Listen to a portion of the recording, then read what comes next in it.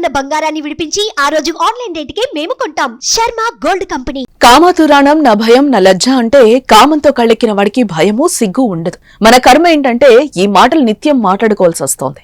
కామంతో కళ్లు మూసుకుపోయిన కొన్ని మృగాలు చేస్తున్న అకృత్యాలకు అడ్డుకట్ట పట్టం లేదు.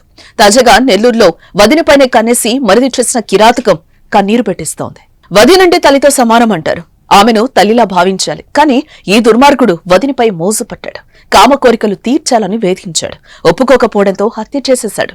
నెల్లూరు జిల్లా కావల్లో మంగళవారం అర్ధరాత్రి చోటు చేసుకుంది ఈ దుశ్చర్య. పశ్చిమ బెంగాల్ కు చెందిన శ్రీకాంత్ బిశ్వాస్ కుటుంబం కావల్లో ఉంటోంది.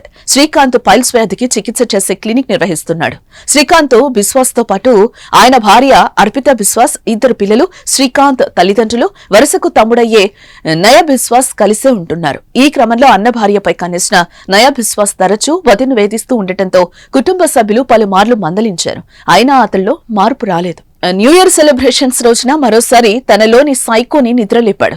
శ్రీకాంత్ బిశ్వాస్ తల్లిదండ్రులు మంగళవారం తిరుమల వెళ్లారు. ఇంట్లో శ్రీకాంత్ బిశ్వాస్, ఆయన భార్య, తమ్ముడు నయా బిశ్వాస్, ఇద్దరు పిల్లలు నూతన సంవత్సర వేడుకలు చేసుకున్నారు. శ్రీకాంత్ బిశ్వాస్ మద్యం సేవించి నిద్రపోయిన తర్వాత నయా బిశ్వాస్ వదిన గదిలోకి ప్రవేశించి కోరిక తీర్చాలని బెదిరించాడు. ఆమె నిరాకరించడంతో ఇనుపరాడుతో కొట్టి చంపాడు. అనంతరం మృతదేహాన్ని తీసుకెళ్లి 100 మీటర్ల దూరంలో ఉన్న పంట కాలువలో పడేసొచ్చాడు.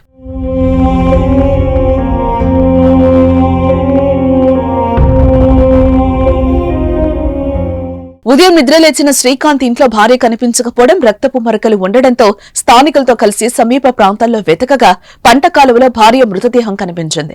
స్థానికంగా ఈ ఘటన సంచలనంగా మారింది. ఆ దుర్మార్గుడు చేసిన పనికి శ్రీకాంత్ బిశ్వాస్ కుటుంబం తల్లడిల్లిపోతోంది.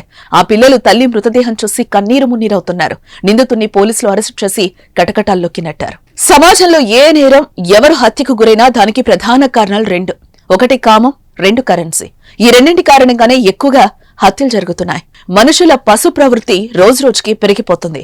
కఠిన చట్టాలు, కేసులు, పోలీసులు వీటి గురించి ఏ మాత్రం భయపడకుండా మహిళలపై దారుణాలకు పాల్పడుతున్నారు. తెలియని వారి కంటే తెలిసిన వారితో ప్రమాదం పొంచొస్తోంది. ఎవరిని నమ్మాలో నమ్మకూడదో కూడా తెలియటం లేదు. ఇలాంటి వాటికి అడ్డుకట్ట పడాలంటే ఏం చెయ్యాలో మీ అభిప్రాయం తెలపండి.